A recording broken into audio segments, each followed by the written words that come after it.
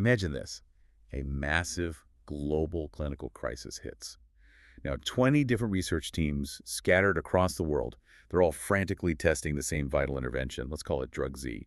They're trying to treat some new deadly disease. Okay, I'm with you. High stakes. Right. So study one gets released, and it's huge news, a sensation. Researchers claim Drug Z works wonders, boosts survival by, say, 50%. Yeah. Big numbers. Wow. Okay. Promising. But then, just a month later, study two comes out. They use maybe a slightly different patient group, and their results, absolutely no effect. Zilch. Maybe even suggests it harms patients. Oh boy. Right. So, total contradiction. Exactly. Suddenly, every doctor, every policymaker, every health system is just frozen. Do they spend millions authorizing this drug based on study one? Or do they pull it, potentially costing lives if study one was right? It's a nightmare scenario, and it highlights that basing critical decisions, medical or policy, on single, often small, often conflicting trials. Well, it's not just risky, it can be incredibly dangerous. Yeah, the statistical noise from all those clashing results, it's deafening. And that's precisely where meta-analysis comes into the picture. You've called it the ultimate scientific filter. That's a good way to put it, yeah. It's designed to sort of step back from the loud, conflicting voices of individual trials. It pools all that disparate data together. And then applies rigorous statistics. Exactly, to deliver one single, weighted, hopefully definitive truth. So today, we're diving deep into the core math that makes this synthesis possible. The nuts and bolts, really. Yeah. Taking that raw, sometimes chaotic data. And forging it into the highest level of actionable scientific knowledge. It's powerful stuff. Our mission today, then, is to move past just reading scientific papers. We want to really understand the statistical backbone of systematic reviews and meta-analysis. Absolutely. So that you, the listener, can interpret the most authoritative scientific evidence, the kind that genuinely changes clinical practice with, well, supreme confidence. Before we really unlock the methodology, though, let's just take a moment. We need to acknowledge the excellent educational support we've received to this deep dive. Yes, absolutely. A big thank you to London Heartbeat's Z Academy UK. They've really helped make this possible. And if you're looking to expand your own professional knowledge, we really do recommend you explore their offerings. They have over 150 popular courses available, worth checking out. Definitely. And while you're at it, please do stay connected with us. Don't miss out on future amazing discussions, free, regular updates. Just subscribe to our social media channels. We're on Facebook, Instagram, YouTube. That's the spot for updates. And for those of you who really want to accelerate your learning, maybe get more direct access, consider subscribing to the higher level of our YouTube membership. Right, that gets you early access to our educational videos. And really importantly, you can actually have personal chats and guidance sessions directly with us, with the team. Okay, let's lay the groundwork now. The foundational mandate of evidence-based practice. This is really what drives the need for meta-analysis in the first place. It really is. Healthcare professionals, I mean, it's almost a given now. They must base their practice on the best available evidence. But here's the snag, the inherent problem. The variability. Exactly. The quality of studies varies hugely. You know, a trial from a major university hospital, probably pristine, but a small trial may be done with limited resources. It might have flaws, significant flaws. And it's not just quality, is it? It's also about statistical power. That's the other side of the coin. If you've got, say, 10 small studies on the same question, they might each be individually underpowered. Or maybe they focused on slightly different populations. Right, leading to 10 slightly different answers, none of which are really conclusive on their own. So the bottom line is major decisions just cannot be based solely on one or two studies. It's not sound practice. You have to consider the whole range of research information out there on that specific topic. Precisely. And that's where systematic reviews come in. They've rapidly gained a really important place in guiding clinical decisions in medicine. Although you mentioned adoption in some other fields, like dentistry, has maybe been a bit slower. Yeah, it seems to be taking a bit longer to really take hold there. But the key point to grasp is that systematic reviews aren't just glorified literature searches. They are considered a research activity in their own right. How so? Because they derive their data from primary studies using rigorous, predefined methods. They're not conducting new experiments directly on patients, but they are generating new knowledge through synthesis. Okay, let's ground this need right away with our first scenario. Let's call it case example 1, the initial synthesis crisis. All right. So imagine we're evaluating a new drug aimed at slowing neurological decline. Let's call it NeuroX. Study A, it's a small pilot trial, comes out highly optimistic. It suggests NeuroX increases the average patient's lifespan by 1 whole year. Okay, sounds promising, if small. But then Study B is released. This one was tiny, even smaller, and it shows a completely null outcome, no effect. And worse, it has this massive confidence interval, just screaming uncertainty. Right, so one says yes, one says maybe no, and with huge uncertainty. Classic conflict. Exactly. So now a major health system is completely stumped. Do they approve potentially millions of dollars in spending on NeuroX based on Study A's hope? Or do they hold back because of Study B's uncertainty? Yeah, this is a perfect textbook scenario. It just screams the need for meta-analysis. You've got two disparate results, likely underpowered because they're small. So the immediate next step should be The immediate application of meta-analysis. You'd rigorously combine the raw data from Study A, Study B, and critically, any other relevant research you can find. to pool the power. Precisely. To dramatically increase the statistical power and the precision of the estimate. This synthesis is really the only robust way to cut through that confusion and get a more definitive, unified answer to the core question. Does NeuroX actually work reliably across different settings, or was Study A just a fluke? 2-second pause. Okay, let's unpack the statistical process then, moving into what's called quantitative synthesis. This is the actual definition of meta-analysis. When should we use it? And maybe, just as importantly, when shouldn't we? Good point. While meta-analysis is often seen as the gold standard for synthesizing evidence, you're right, it's not always possible or even appropriate. What stops it? Well, the most basic limitation is data availability. If you can't get the necessary raw data from the individual studies and, the counts of events, the means, standard deviations, whatever you need for the calculation, then you're simply stopped in your tracks. Can't analyze what you don't have. Exactly. But more critically, from a scientific validity standpoint, it might be inappropriate. This happens if the available data are really sparse, maybe just a few tiny studies with very few events. Or if the studies themselves are just too different, too heterogeneous to be sensibly combined. Right. So if one study tested our drug Z on, say, 80-year-olds with really advanced disease, and another tested it on 30-year-olds with only mild symptoms. Even if you have the raw numbers, just mathematically pooling them might give you an average that doesn't really represent either group properly. That's clinical heterogeneity, and statistics alone can't just magically fix that fundamental difference. Makes sense. But assuming the studies are similar enough and we can get the data, what are we actually trying to achieve? What are the main goals? It's definitely much more than just calculating a simple average. We can think about 4 key objectives. Okay, number one. First, and probably the most obvious one, to increase statistical power. By combining studies, you get a larger overall sample size, which leads to improved precision in the overall estimate of the treatment effect. Narrower confidence intervals, basically. More certainty. Number two. Second, meta-analysis can help answer questions that the individual studies might not have been large enough to address on their own. Think about looking for a really rare side effect. You might only see it clearly when you pool data from thousands, maybe tens of thousands of patients. Detecting weaker signals. Okay.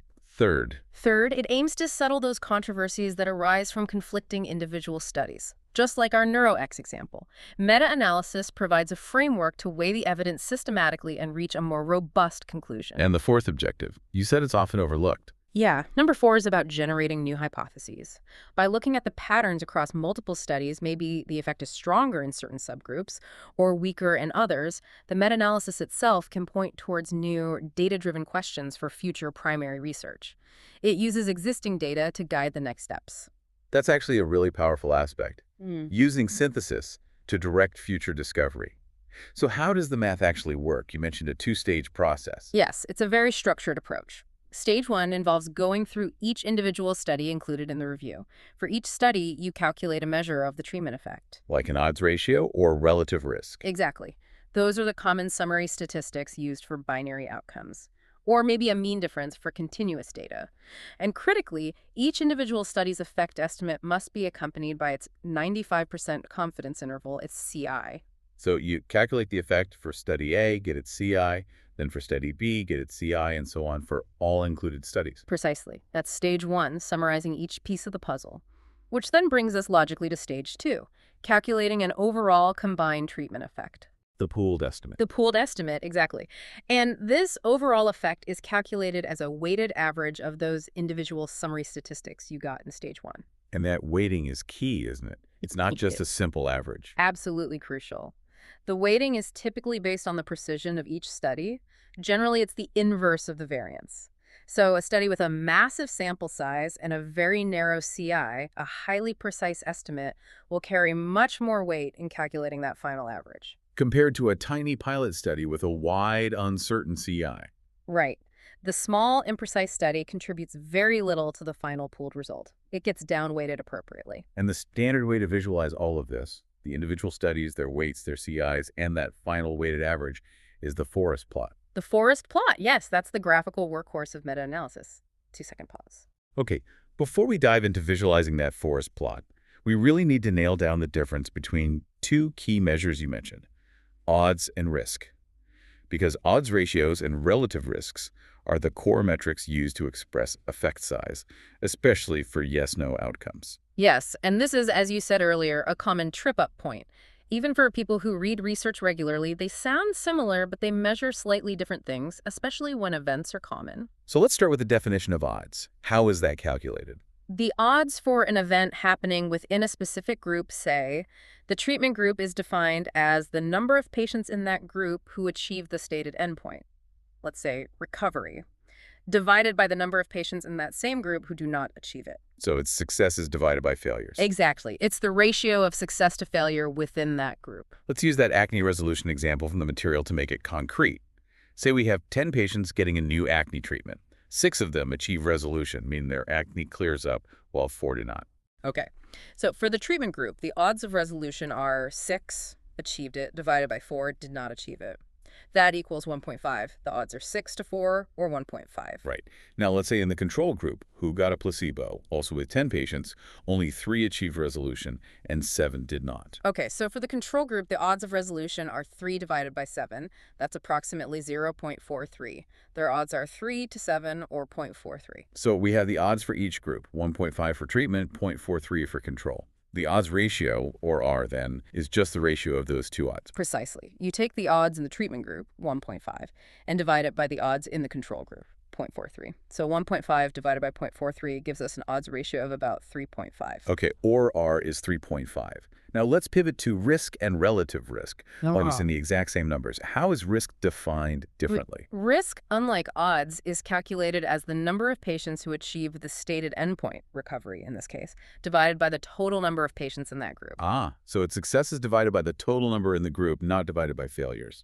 Correct. It represents the actual probability of the event occurring for an individual in that group. So sticking with our 10 patient groups, in the treatment group, 6 achieved resolution out of a total of 10 patients. The risk is 6 divided by 10, which is 0.6 or 60%. Right. And in the control group, 3 achieved resolution out of a total of 10 patients.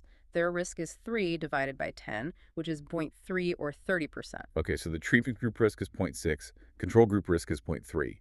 The risk ratio, RR, which is also called relative risk, is then just the ratio of those two risks. Yes. You take the risk in the treatment group, both 0.6, and divide it by the risk in the control group, 0.3. So 0.6 divided by 0.3 gives us a relative risk of 2. Hold on. We use the exact same raw data. Yeah. 6 out of 10 in treatment, 3 out of 10 in control. But the odds ratio came out as 3.5 and the relative risk came out as 2. That's a really big difference. Why does the odds ratio seem to, well, exaggerate the effect compared to the relative risk? This is the absolutely crucial point that's often misunderstood or misused. The odds ratio, or R, does tend to approximate the relative risk reasonably well, but only when the event you're measuring is rare. Say, if the risk in the control group was less than 10%. But in our agony example, the risks were high 60% and 30%. Exactly. And when the event is common, like in our example, the OR consistently inflates the apparent magnitude of the effect compared to the RR. The mathematical reason is because the OR uses the number of non-events in its denominator, successes failures, while the RR uses the total number of patients, successes total. So as the event gets more common, the failures number shrinks faster than the total number. Which makes the odds calculation increase more dramatically than the risk calculation. For clinical decisions, especially when you're talking about common outcomes or trying to communicate risk reduction to patients, the relative risk is generally considered the more intuitive and less potentially misleading metric for assessing the actual benefit or harm. The OR can make effects seem larger than they are in relative terms. That's a critical distinction. Good to clarify. The interpretation of both ratios, however, revolves around that key value of 1, right? Yes, the interpretation framework is the same. If the ratio, whether OR or RR, is greater than 1, it indicates an increased likelihood or odds of the outcome happening in the treatment group compared to the control group. So if the outcome is good, like recovery, 1 is good. If the outcome is bad, like death, 1 is bad. Precisely. Conversely, if the ratio is less than 1, it indicates a decreased likelihood or odds in the treatment group. This usually reflects a protective or preventative effect if the outcome is bad, like RR.8 for heart attacks means 20% reduction, or a negative effect if the outcome is good, like R0.8 for recovery means treatment is worse. And if the ratio is exactly A 1, ratio of 1 means there's no difference in the likelihood or odds between the groups. The outcome is just as likely to occur whether you get the treatment or the control. It's the line of no effect. and we absolutely have to keep hammering this home, the ratio itself, that single number like OR 3.5 or R2, is almost meaningless in isolation. Absolutely. It must always be presented with its crucial statistical partner, the confidence interval, usually 95% CI. That interval tells us the range of plausible values for the true effect and helps us gauge the precision and statistical significance of the finding. Okay, makes sense. I think we're ready to test our understanding with the first set of multiple choice questions. All right, let's do MCQ set 1 to lock in these fundamentals. Question 1. In a meta-analysis looking at a negative outcome, let's say hospital readmission, if the overall relative risk, RR, is calculated as 0.75, what does this indicate? A. The treatment increased the likelihood of readmission. B. There is no difference between treatment and control. C. The treatment decreased the likelihood of readmission. Think about where 0.75 sits relative to 1.0, and it's a negative outcome. The answer is C. And RR, less than 1.0 for a negative outcome, means the treatment reduced the likelihood compared to the control. In this case, a 25% relative reduction in readmissions. It's beneficial. Question 2. Which of the following is not considered a primary purpose or goal of performing a meta-analysis? A. To increase the statistical power of an estimate.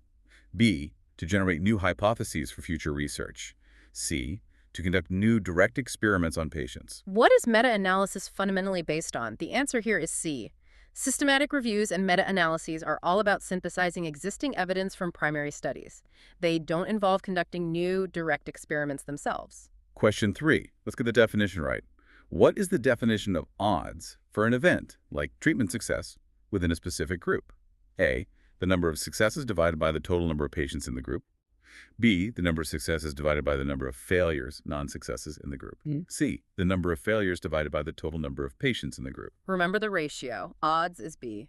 Events, successes, divided by non-events, failures. Option A defines risk. Question 4. Okay, practical calculation.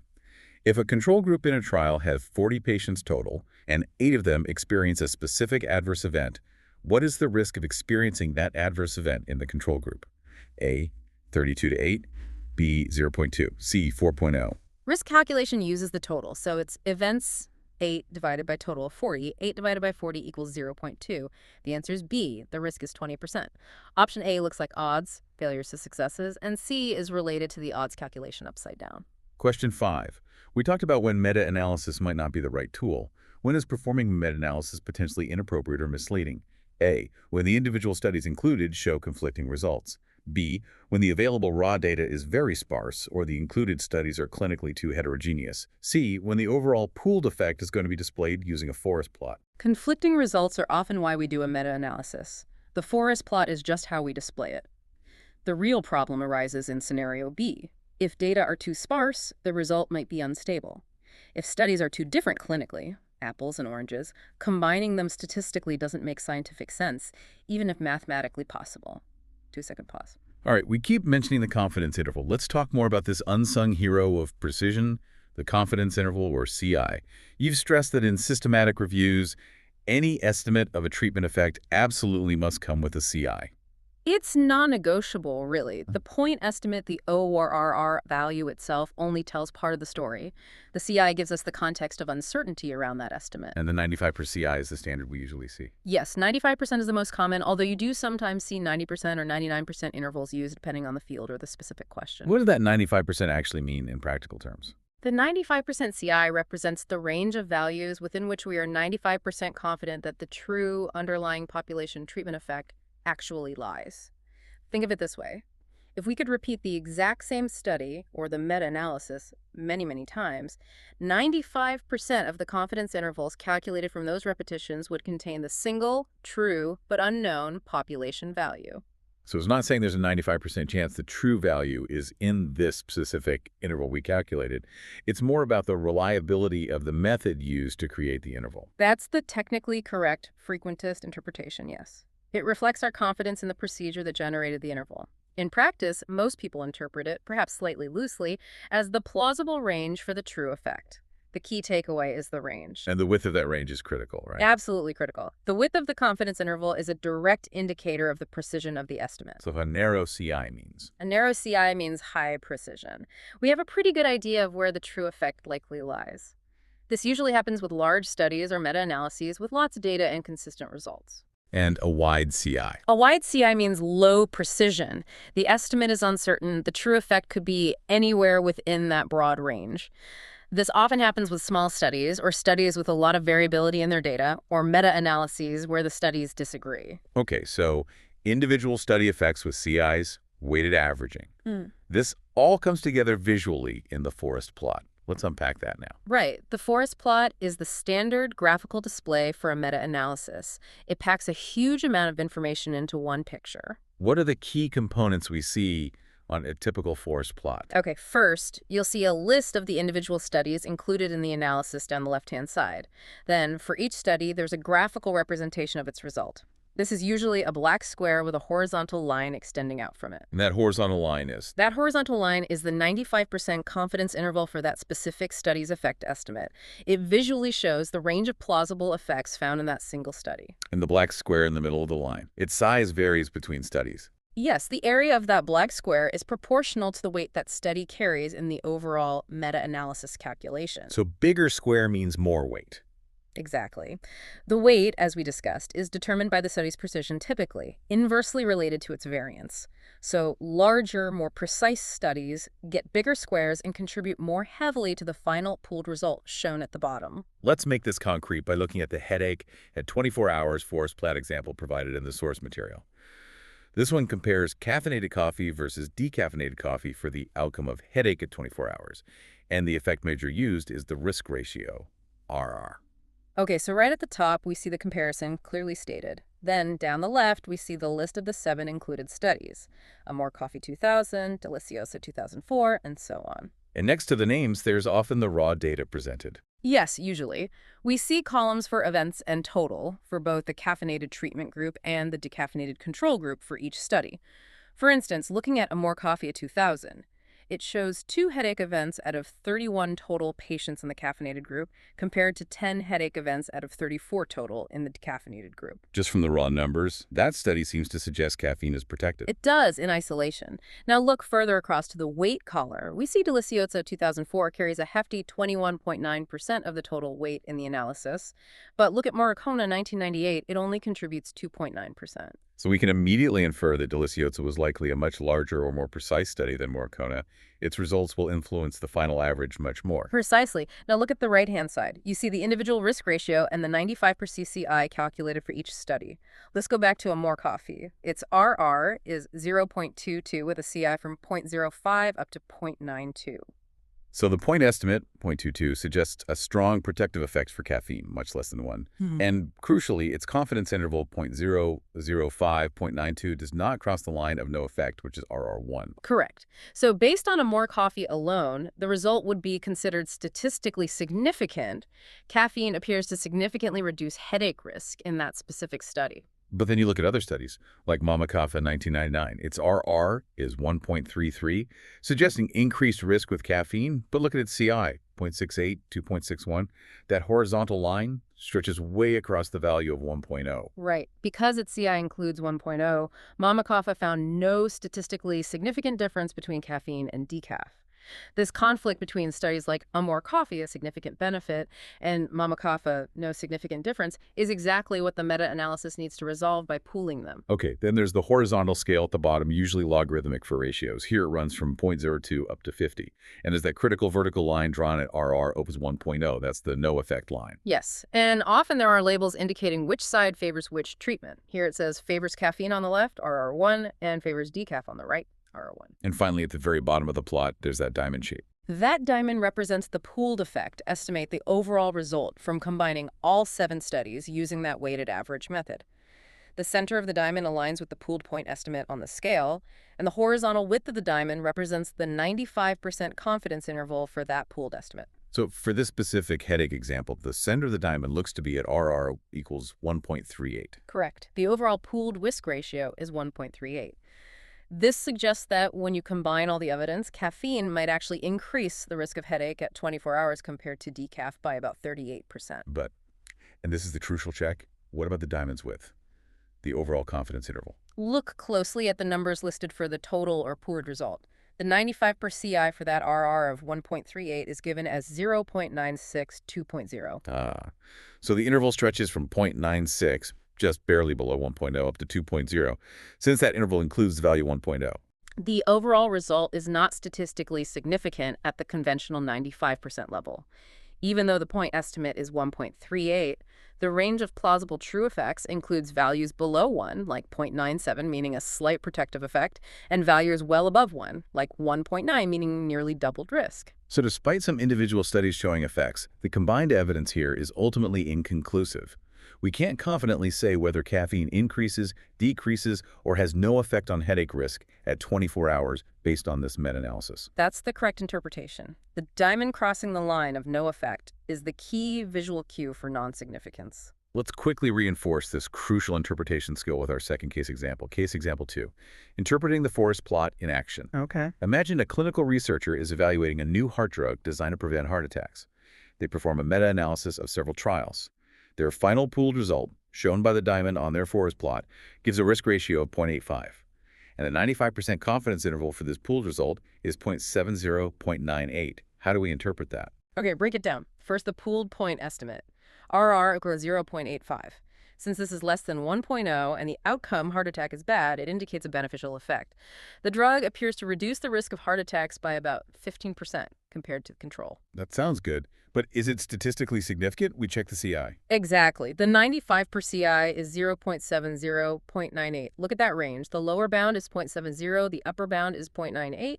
Does that interval cross the line of no effect, RR 1.0? No, it doesn't. The entire range from 0.70 up to 0.98 is below 1.0. Precisely. Because the entire 95% confidence interval lies on the side of benefit, i.e. below 1.0 for this negative outcome, and does not cross 1.0, the result is statistically significant. We can be reasonably confident that the true effect of this drug is indeed beneficial in reducing heart attack risk. And the conclusion would be different if that same RR of 0.85 had a slightly wider CI, maybe 0.70, 1.05. Completely different conclusion. Even though the point estimate, 0.85, is still suggesting benefit, if the CI was 0.70, 1.05, it now crosses 1.00. That 1.805 tells us that the true effect is plausibly no different from control, or maybe even slightly harmful, though unlikely given the 0.85. In that case, the result would be non-significant, and the conclusion would have to be much more cautious. Perhaps suggests potential benefit, but requires more data for confirmation. The CI crossing 1.0 is the deal breaker for claiming significance. 2-second pause. We've talked a lot about combining studies and the precision of the overall estimate. We also touched on the idea that sometimes the studies being combined are just different from each other. This brings us to a really critical concept in meta-analysis: heterogeneity. Yes, heterogeneity. It's fundamental. It basically refers to the amount of variation in the study outcomes, the treatment effects between the different studies included in the meta-analysis. So if every single study included found almost exactly the same treatment effect, heterogeneity would be low. Ideally 0 or close to it. That would suggest the treatment effect is pretty consistent across the different populations and settings studied. But if the results differ widely, maybe one study finds a huge benefit, another finds a small benefit, and a third finds no effect or even harm, then we have high heterogeneity. The results are all over the map. How do we actually quantify or test for the presence of this variation? We can't just eyeball it, right? Right, we need statistical tests. The older traditional test is Cochrane's Q statistic. It's based on the chi-square distribution and basically asks, is the observed variation between study results more than you would expect by chance alone? Does it work well? Well, its main limitation is that it often has low statistical power, especially when you only have a small number of studies in your meta-analysis, which is quite common. It might fail to detect heterogeneity even when it's truly present. It gives you a p-value, but doesn't tell you how much heterogeneity there is. So what's preferred now? The preferred and much more commonly reported statistic today is the I-squared statistic. I-squared. I see that reported all the time in meta-analyses. What does it actually measure? IR gives you a percentage score ranging from 0% to 100%. It represents the proportion of the total variation across studies that is due to genuine heterogeneity rather than just random chance sampling error. Okay, so a higher IR means more of the observed difference between studies is likely real. Exactly. It tells you how much inconsistency there is. Are there standard benchmarks for interpreting the IIN value? Like what's considered low, medium, high? Yes, there are widely used rules of thumb, though they shouldn't be applied too rigidly, generally. IA values of less than 25% might be considered low heterogeneity. Values around 50% might indicate moderate heterogeneity, and values greater than 75% suggest high heterogeneity. And why is I preferred over Cochrane's Q? Its main advantage is that because it's a percentage reflecting the proportion of variation, it's less dependent on the number of studies in the meta-analysis than the Q statistic is. This means you can calculate I-broad and potentially compare the degree of heterogeneity across different meta-analyses, even if they have different numbers of studies, different types of outcome data, or different effect measures. It provides a more intuitive measure of inconsistency. Okay, so we measure heterogeneity using I-RAW. Now, you mentioned earlier that the presence or absence of significant heterogeneity really influences the next step, the method we use to actually pool the data. This leads us to the choice between fixed effect and random effects models. This sounds like a critical fork in the road for the analysis. It is arguably one of the most critical statistical decisions the meta-analyst has to make, yes. The choice of model depends directly on whether you believe significant heterogeneity exists, based on clinical judgment, etc. Let's start with the fixed effects model. When is that used? The fixed effects model is typically used when heterogeneity is assumed to be absent or very low, say, if your I-grade is less than 25% or maybe up to 40% depending on the context, and the studies look clinically similar. And what's the core assumption behind the fixed effects model? Its fundamental assumption is quite rigid. It assumes that there is one single true underlying treatment effect size, and this effect size is exactly the same or fixed across all the studies included in the meta-analysis. So it assumes any difference we see in the results from study to study is purely due to random chance, just sampling error. Precisely. It assumes study A got a slightly different result from study B just because of the random luck of the draw in which patients ended up in each study, not because the drug actually worked differently in the two populations or settings. Now, here's a question that often comes up. If the random effects model, which we'll get to, is designed to handle variation better, why wouldn't we just always use the random effects model to be safe, even if the IL looks low? What's the downside? That's a really important question, and it highlights the risks involved. The problem comes if you choose the wrong model for this situation. Let's consider the consequences of using the fixed effects model when, in reality, significant heterogeneity does exist. Maybe your I was actually 60%, but you ignored it or used a low threshold. What happens then? Because the fixed effects model incorrectly assumes all the variation is just noise, it fails to account for the real differences between the studies. This leads to several serious potential consequences. One, the pooled estimate might give too much weight to the very large studies, potentially overshadowing important findings from smaller but different studies. Two, most critically, the calculated confidence interval for the pooled estimate will be artificially too narrow. Three, and consequently, the resulting p-value will be too small. So using the fixed effects model when heterogeneity is present gives you a false sense of certainty. You're claiming your result is more precise and more statistically significant than the underlying data actually warrant. Exactly. You're overstating your case because you haven't properly accounted for the real-world variability between the studies. Okay, that makes the danger clear. So now let's turn to the alternative. The random effects model. When is this the appropriate choice? The random effects model is generally used when heterogeneity is considered to be present and meaningful, typically when IB is moderate to high, say I 40% or 50%. Again, thresholds vary.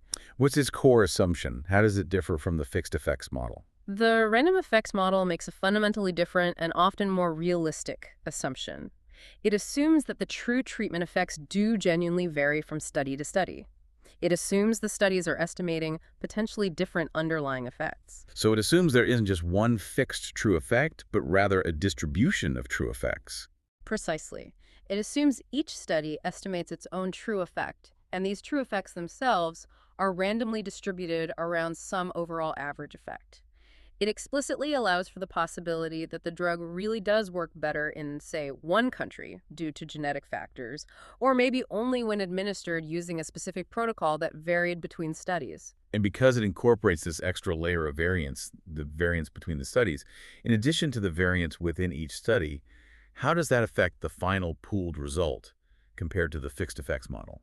When heterogeneity exists, using the random effects model is generally considered the safer, more conservative approach. Here's what happens. One, it calculates the weights differently, typically giving more balanced weight between smaller and larger studies compared to the fixed effect model. Two, it incorporates that between study variance into the calculation of the overall uncertainty. This results in a wider confidence interval for the pooled estimate.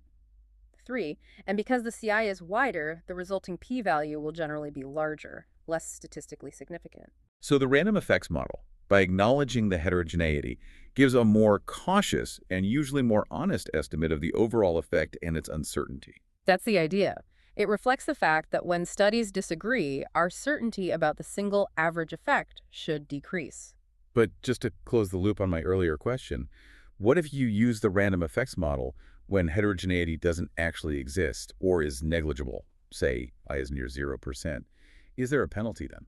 Yes, there is, although it's often considered less problematic than using fixed effects inappropriately. If you use the random effects model when there's no real heterogeneity, the pooled point estimate you get will still be correct. It should be very similar to the fixed effects estimate in this case. However, because the model unnecessarily incorporates a between-study variance term, which is actually 0, the resulting confidence interval will be too wide and the p-value will be too large. Yeah, so in that case, you might underestimate the true precision and significance. You could potentially miss a real effect, a type 2 error, because your CI is unnecessarily wide. Exactly, so it really is a balancing act.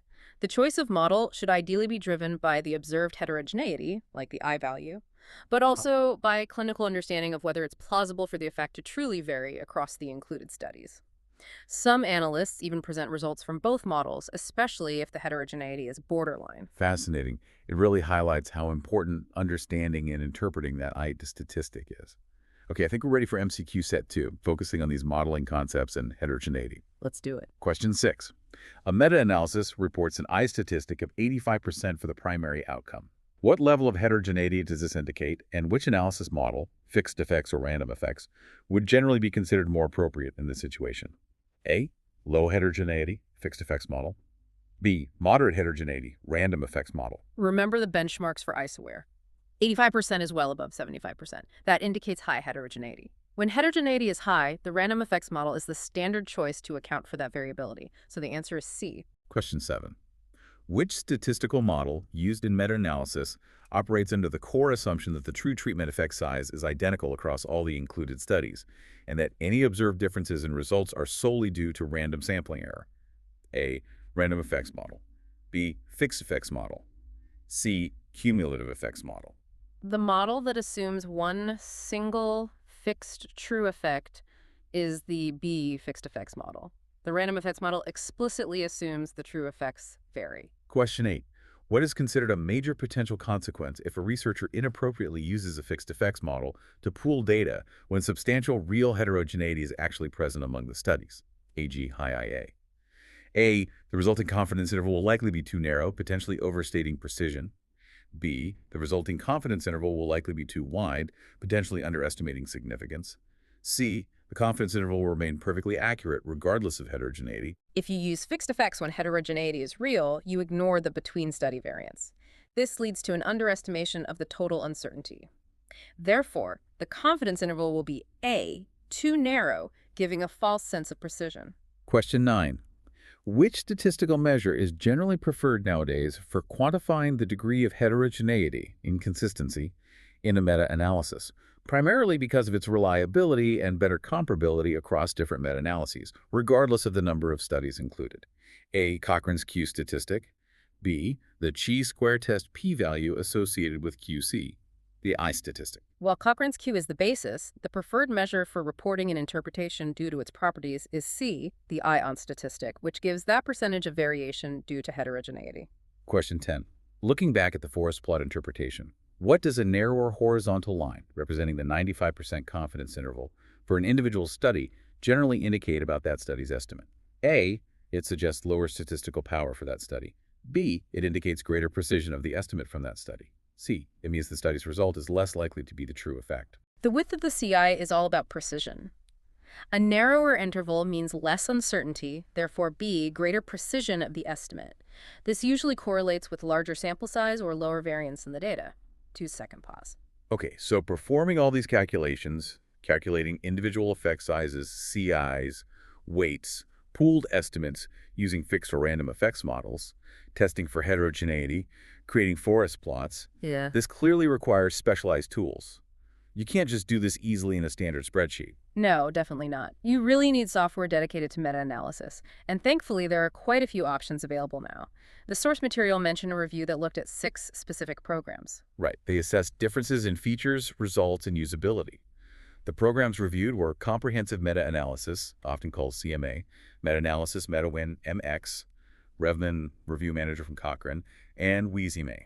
And the review found, perhaps unsurprisingly, that while most of them produced identical numerical results for the core analyses, which is reassuring, they differed quite substantially in other aspects. Like what? Big differences in the range of features offered, how easy they were to use, and critically, the price. Price is always a huge factor, especially for students or researchers in low-resource settings.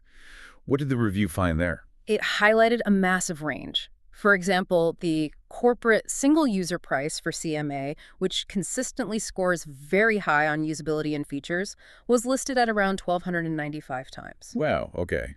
That's a significant investment. It is, but then you have other very capable programs like MX, which was developed as an add-in for Excel, and Revman, which is the standard software used for Cochrane reviews. Both of those were listed as free. Meta-analysis was also very affordable at around $75. That's a huge discrepancy. Yeah. It really does suggest that the ability to perform these high-level analyses could potentially be limited by budget constraints, which is a concern for equitable science. It's definitely a factor. Student pricing showed a similar pattern, with CMA around $395 versus the free options, so accessibility varies wildly. What about technical aspects? Were they large programs? Compatibility issues? Generally, the program sizes were quite small, mostly under 50 millibeats, so easy to download. All the ones listed were compatible with Windows. Mac compatibility can sometimes be more limited for some statistical software, though Revman now has a web version, which helps. And how about getting data into the software? That always seems like a bottleneck. That's crucial. The review looked at input features. The good news is that all the programs supported manual data entry and copying pasting from spreadsheets, which is often how you get data abstracted from papers into the program. Do they handle different types of data? Yes, they all handled standard descriptive statistics like N, mean, SD, and comparative statistics needed for meta-analysis, like the effect size estimate, often called theta, and its standard error or variance. Many also supported importing data directly from files like Excel spreadsheets or text files, which can save a lot of time if the data is already organized electronically. And what about help and support if you get stuck using the software? That also varied. Most offered some form of within-program help files. CMA and MX were highlighted as having particularly good support resources, including things like printable manuals, detailed descriptions of the statistical methods being used, and extra online tutorials or PDFs. Revman also has extensive documentation via Cochrane's resources. Okay, and finally getting the results out for publication. Export options. Also very important. All 6 programs allowed exporting results back to the clipboard for pasting into documents, exporting directly to Office applications like Word or PowerPoint, and generating formatted reports. Many also let you customize the format for exporting graphics, like the forest plot, allowing you to save them as high-quality image files, like BMP, JPG, WMF, suitable for manuscripts. So the takeaway is that while the core math might be the same, The user experience, features, support, and especially cost can differ dramatically between meta-analysis software packages. Researchers need to consider their specific needs and budget. Absolutely. CMA and measurements were noted in that review for scoring highest on usability and having a very complete set of analytical features. But the free options like RevMin and MX are incredibly valuable for making these methods accessible. 2-second pause. All right, we've covered the standard meta-analysis process and tools, but the field of evidence synthesis is constantly evolving. Let's touch upon some of the more advanced or particular types of systematic review and meta-analysis that researchers are using now to tackle more complex questions. Yes, the landscape is definitely expanding beyond the straightforward pooling of randomized trials for a single treatment effect. Researchers are developing new review methodologies to handle different kinds of evidence and answer different kinds of questions. What's the first type mentioned? The first one is the realist review. These are quite different from traditional reviews. Their aim isn't just to ask, does intervention X work? But rather to determine how complex programs or interventions work, for whom, and critically, in which specific contexts and settings they are effective, and why they might fail in others. So much more focused on mechanism and context rather than just a single average effect. Exactly. They often synthesize qualitative and quantitative data to build explanatory theories about how interventions produce outcomes in the real world. Very useful for complex social or health system interventions. Okay, the second type sounds intriguing. The meta-narrative review. What's the goal there? Meta-narrative reviews aim to make sense of complex and often conflicting bodies of evidence by mapping and comparing the different overarching storylines or research traditions that have approached the topic. So it's like a review of the different scientific narratives about a problem, almost philosophical. In a way, yes. It tries to understand why different scientific communities might be telling different stories about the same phenomenon, maybe because they ask different questions, use different theories, or employ different methodologies. How do they even do that? That sounds complex. It is. The process described involves 6 distinct phases. Phase 1 is planning. Assembling a multidisciplinary team is key here, outlining the broad question and agreeing on outputs. Phase 2 is the search phase, which is interesting because it's iterative and doesn't just rely on keyword searches. They start with intuition and networking, then explicitly search for seminal conceptual papers that frame the different narratives before searching for the empirical papers using more standard electronic searches and snowballing references. So they map the intellectual history first, then phase 3. Phase 3 is mapping. Here, they identify the key elements for each identified research tradition, its core concepts, theories, preferred methods. They identify key historical actors or pivotal events. They even look at the specific language scientists within that tradition use to tell their story. It's like intellectual cartography. Wow. Phase 4. Phase 4 is appraisal. Like standard reviews, they evaluate the quality and relevance of the primary studies found, extract key results, and group comparable studies within each narrative strand. Phase 5 must be the synthesis part. Yes, Phase 5 is synthesis. This is where they identify the key dimensions of the problem across all the narratives. They then take each dimension and provide a narrative account of how the different traditions have addressed it. Crucially, where findings conflict between narratives, they don't just ignore it. They treat those conflicts as higher-order data that helps explain the nature of the debate and the boundaries between the different scientific paradigms. Fascinating. And phase 6. Phase 6 is recommendations. Based on the synthesized understanding of the different narratives and points of conflict or consensus, they summarize the overall messages and distill recommendations for practice, policy, and, crucially, for future research that might help bridge the gaps between the narratives. That sounds incredibly useful for really complex, contested health or social issues. Okay, what's the third type? The third type is becoming very important. Network meta-analysis, sometimes called multiple treatments meta-analysis. What does this allow us to do? Standard meta-analysis usually compares just 2 treatments at a time, say drug A versus placebo or drug A versus drug B. Network meta-analysis allows analysts to simultaneously analyze data from a whole network of treatment comparisons involving many different treatments for the same condition. How does it compare them if they weren't all in the same trials? That's the clever part. It uses both direct evidence from head-to-head trials like A versus B and indirect evidence. For example, if we have trials comparing A versus placebo and other trials comparing B versus placebo, network meta-analysis can use the placebo as a common comparator to indirectly estimate the effect of A versus B, even if they were never directly compared in a trial. So it can rank multiple treatments against each other. Yes, it allows you to estimate the relative effectiveness of many different interventions simultaneously and rank them, which is incredibly valuable for clinical guidelines or formulary decisions when you have multiple treatment options available. It does require a connected network of evidence with sufficient data, though. Very powerful. Fourth type. Fourth is prospective meta-analysis, PMA. This tackles a fundamental issue with standard systematic reviews. Which is? Standard reviews are almost always retrospective. We identify, evaluate, and analyze trials after they have been completed, and often after their results have been reported or published. And PMA flips this. Exactly. A prospective meta-analysis is defined as a meta-analysis where the studies to be included are identified, evaluated for eligibility, and the analysis plan is determined before the results of any of those individual studies become known or available. It's like setting up the meta-analysis framework while the primary trials are still ongoing or unpublished. What's the big advantage of doing it prospectively? Seems like more work up front. It is more work, often requiring collaboration between trialists, but it has huge advantages in overcoming potential biases associated with retrospective reviews. One, it allows the meta-analysis hypotheses, including subgroup analyses, to be specified a priori, completely ignorant of individual trial results, which avoids accusations of data dredging or selective reporting later. Two, it allows the study selection criteria to be applied prospectively and consistently before knowing if a trial had positive or negative results. Three, critically, it enables the intended analyses, especially subgroup analyses, to be stated publicly before results are known. This avoids the major interpretation problem where researchers might emphasize a particular subgroup finding only after seeing the data showed a significant result in that subgroup by chance. PMA forces transparency. That sounds like a much more rigorous way to plan evidence synthesis, reducing bias. Okay, and the fifth type mentioned. The fifth one is cumulative meta-analysis. This isn't so much a different type of review as a different way of performing the analysis over time. How does it work? Cumulative meta-analysis is simply defined as the repeated performance of the meta-analysis each time a new eligible trial becomes available and can be added to the pool. So you'd run the analysis with study 1, then when study 2 is published, you run it again with 1 plus 2. Go when study 3 comes out, run it with 1 plus 2 plus 3, and so on. Exactly. You update the pooled estimate sequentially as new evidence accumulates. What's the main value of doing that? Its primary power is often retrospective.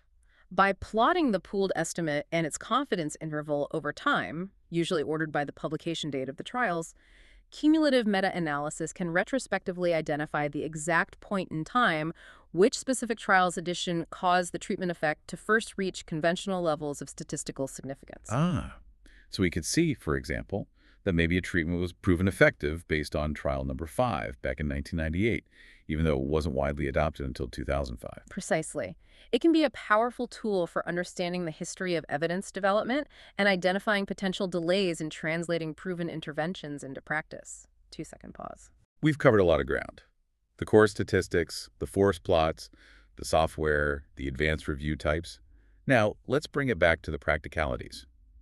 How are systematic reviews actually done, step by step? And maybe more importantly for people reading them, what are the potential dangers or pitfalls in systematic reviews that we need to be aware of? Right. Even though systematic reviews sit at the top of the evidence hierarchy, they are still research projects conducted by humans using data from primary studies that might have their own flaws. So critical appraisal is always necessary. Let's quickly outline the typical steps involved in conducting one, based on the flowchart in the material. Sure. It generally starts with clearly specifying the objective or the research question, often using a framework like PICO, population, intervention, comparison, outcome. Then defining who gets in and who stays out. Exactly. Specify the inclusion and exclusion criteria very clearly. What types of studies, participants, interventions, outcomes will be included. This needs to be decided before you start searching. Then the search itself. Then comes the comprehensive literature search, searching multiple databases, maybe trial registries, conference proceedings, trying to find all relevant studies, published and unpublished if possible. And after you've found a pile of potential studies, Then you screen them against your criteria, and for the ones that seem eligible, you move into 2 parallel processes. Quality assessment, using tools to assess the risk of bias within each individual study, and data collection, extracting the relevant quantitative and qualitative information from each study. quality assessment and data extraction are often done by 2 reviewers independently, right? To minimize errors. Yes, dual review is the standard for rigor. After that, you might perform sensitivity analyses, basically, rerunning the analysis but excluding lower quality studies or studies with specific characteristics to see if the main result changes. This helps test the robustness of the findings and check for potential bias. And that leads into the main event. The analysis of outcome data, performing the meta-analysis itself, calculating the pooled estimates using fixed or random effects models, assessing heterogeneity, creating forest plots, etc. And Finally, drawing conclusions and recommendations based on the synthesized evidence, considering its strength, limitations, and applicability. okay, that's the ideal process. But you mentioned pitfalls. Even with this rigorous process, systematic reviews aren't immune to biases, often inherited from the primary studies. What's a common one? One major issue is failures to account for losses to follow up in the original trials. This is often called attrition bias. People dropping out of the study. Exactly. Every primary study should ideally report how many patients dropped out or were lost to follow up in each arm, and if known, the reasons why they dropped out. Why is that so important? Because the reasons for dropout might be related to the outcome itself. For example, patients experiencing severe adverse events from the treatment might be more likely to drop out. Or patients whose condition isn't improving might stop participating, if these dropouts are simply ignored in the analysis. The remaining patients might look healthier or seem to respond better than the original group actually did. It biases the result towards looking more favorable. Precisely. It can skew the results significantly. What's the recommended way to handle dropouts in the primary studies to minimize this bias? The standard approach recommended to address attrition bias is the use of intention to treat ITT analysis. Intention to treat. How does that work? The principle of ITT is once randomized, always analyzed. It means that all participants who are randomized into the trial should be included in the final analysis and kept in the group they were originally assigned to, regardless of whether they actually received the assigned treatment, completed the follow-up, or even switched treatments partway through. So even if someone in the treatment group stopped taking the drug after one day and never came back, they are still counted in the treatment group's denominator and outcomes, if known, often using imputation methods for missing data. That's the pure ITT principle, yes. It preserves the benefits of randomization and provides a more realistic estimate of the treatment's effect in a real-world setting where adherence isn't perfect. Meta-analyses should ideally use data from primary studies that employed ITT analysis. Okay, so attrition bias is one pitfall. What's another major one? Another huge concern is funding bias. This relates to the source of funding for the primary research being included. You mean whether the study was funded by the company making the drug or device being tested? Exactly. And the evidence on this is quite alarming. Several systematic reviews looking at this issue have found that published studies funded by commercial interests like pharmaceutical companies had significantly higher odds of reporting results that favored the experimental intervention compared to studies funded by non-commercial sources, like government grants or foundations. How much higher? The figure mentioned in the source material is striking. 4 times the odds of favoring the sponsor's product. 4 times. Yeah. That's massive. Why does this happen? Is it outright fraud? It's likely more complex than just fraud, although that can occur. The bias is often attributed to more subtle mechanisms operating throughout the research process. For instance, companies might be more careful in selecting which potential drugs or interventions they choose to support with large trials, focusing on those most likely to succeed. Industry-sponsored trials often use narrower inclusion criteria, perhaps enrolling healthier patients or those less likely to have side effects, which might avoid diluting a positive effect seen in an ideal population. And perhaps most importantly, there might be selective reporting or selective submission of studies for publication based on whether the results were favorable to the sponsor's product. That last point sounds like it overlaps with another major bias, publication bias. It does. Publication bias is arguably one of the biggest threats to the validity of any systematic review or meta-analysis. It's the bias that arises because the research that actually gets published and is available to be included in a review might not be representative of all the research that was ever done on the topic. Because studies with certain types of results are more likely to see the light of day. Exactly. The bias can stem from 3 interrelated sources: the researchers themselves, journal editors, and research sponsors. How do researchers contribute? There's good evidence suggesting researchers are simply less likely to write up and submit studies that produced negative or null results, Hmm. that is, finding no effect or no difference between treatments. They might see it as less interesting, harder to publish, or even detrimental to their careers.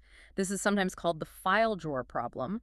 Negative studies end up stuck in a file drawer instead of being published. And journal editors. Similarly, evidence suggests that journal editors and peer reviewers have historically been less enthusiastic about publishing studies with negative or inconclusive results compared to those with statistically significant positive findings. Positive results are often seen as more impactful or newsworthy. And the sponsors. We touched on this with funding bias.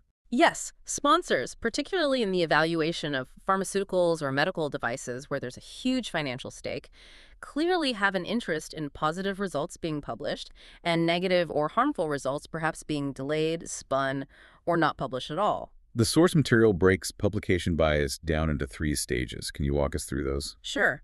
Stage 1 is described as pre-publication bias. This occurs during the actual performance of the research itself. It could be caused by things like poor methodology, ignorance, maybe even deliberate manipulation, though hopefully rare, or applying a double standard where clinical trials are held to rigorous standards, but everyday clinical practice, which also generates data, is not. So bias is creeping in before anything is even written up.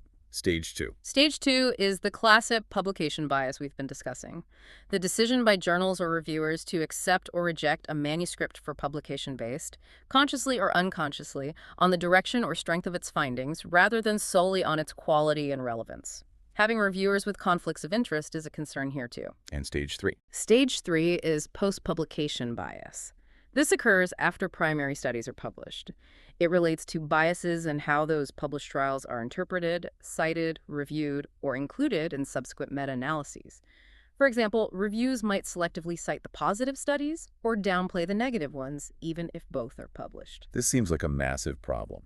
If entire studies, especially smaller negative ones, are missing from the published literature, how can a meta-analyst possibly detect this bias? That they only analyze the studies they can find, right? That's the challenge. You can't analyze data you don't know exists.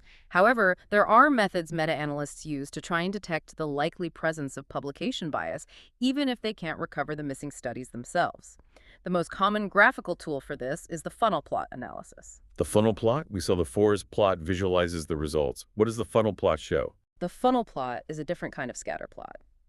On the horizontal axis, x-axis, you plot the measure of the treatment effect estimated by each individual study. For example, the log odds ratio or log risk ratio. On the vertical axis, lower axis, you plot a measure of the study's size or precision, commonly the standard error of the effect estimate, or sometimes just the sample size. Precision increases as you go up the y-axis. Okay, effect size on the x-axis, precision on the y-axis. What should it look like if there's no bias? If there's no publication bias, and assuming the only source of variation is random sampling error, you'd expect the plot to look roughly like a symmetrical inverted funnel. The large, high-precision studies should cluster near the top of the plot, close to the true overall effect size, represented by a vertical line often drawn at the pooled estimate. The smaller, less precise studies will have more random variation, so they should scatter more widely at the bottom of the plot. Critically, if there's no bias, this scatter at the bottom should be roughly symmetrical on both sides of the overall effect line. You should see small studies finding benefit and small studies finding harm or no effect distributed evenly. That makes sense. Random error should go both ways. So what does it look like if publication bias is present? If publication bias is present specifically, if smaller studies with negative or null results are systematically missing from the literature, then the funnel plot will appear asymmetrical. How would it look lopsided? You might see a gap or a bite taken out of one of the lower corners of the funnel. For example, if small studies showing the treatment was ineffective or harmful, say on the right side of the plot if RR1 means harm, were less likely to be published, you'd see plenty of small studies on the positive side, left side, RR1, but a suspicious absence of studies in the bottom right corner. The funnel looks skewed. So visually inspecting the funnel plot for symmetry is the first check. Yes, it's a crucial visual inspection, but eyeballing can be subjective. So to formally test whether the observed asymmetry is statistically significant, i.e. more than expected by chance, analysts often use a statistical test. The most common one mentioned is the Egger's linear regression approach. Egger's test. How does that work in principle? Egger's test essentially quantifies the asymmetry of the funnel plot using linear regression. It regresses the standardized effect estimate, the effect divided by its standard error, against the precision, the inverse of the standard error. What does the result tell you? If there is no selection bias, no publication bias, the resulting regression line should run through the origin and intercept close to zero. However, if significant asymmetry exists specifically, if the smaller studies, which have lower precision, show systematically different effects from the larger studies, then the regression line will not run through the origin. The intercept will be significantly different from zero, providing statistical evidence of funnel plot asymmetry, which is often interpreted as evidence suggestive of publication bias or potentially other biases related to study size. Okay, so visual check with the funnel plot, followed by a formal statistical test like Egger's. Let's try to bring this together with our final case example. Case example 3. Identifying and mitigating bias. Let's do it. Imagine a researcher is conducting a systematic review on a new dietary supplement claimed to boost cognitive function. They gather all the published studies they can find and perform a meta-analysis. When they create the funnel plot to check for publication bias, they see a very clear asymmetry. There's a noticeable gap where you'd expect to see smaller studies that reported a neutral or negative effect, no cognitive boost, or maybe even decline. All the smaller studies that are present in the plot strongly favored the supplement. Okay, that's a classic sign.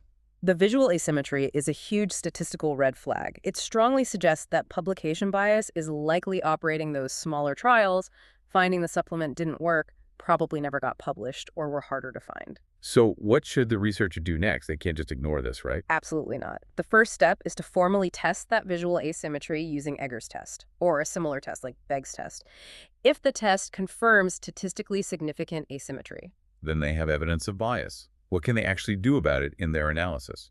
This is where it gets complex, but they must address it. They cannot simply report the potentially inflated pooled estimate from the available studies. They need to, at minimum. 1. Acknowledge the likely presence of publication bias and its potential impact on the findings very clearly in their report. 2. Consider using statistical adjustment methods. One common approach is called the trim and fill method, which tries to estimate where the missing studies likely would have fallen in the funnel plot and calculates an adjusted pooled estimate that accounts for them. 3. Alternatively, they might rely more heavily on the random effects model, as it tends to be more conservative in the presence of heterogeneity, which can sometimes be linked to publication bias. 4. In some cases, if the bias looks severe, they might conclude that a reliable quantitative estimate cannot be made from the available biased literature. So the goal is to provide a more conservative, robust estimate that isn't misleadingly optimistic due to the missing negative studies. Exactly. By identifying the potential bias, using the funnel plot and Egger's test, and then taking steps to adjust for it or at least acknowledge its impact, the researcher ensures that their audience isn't making decisions based on potentially inflated positive results driven purely by selective reporting. It's a crucial step in responsible evidence synthesis. To a second pause. Wow, okay.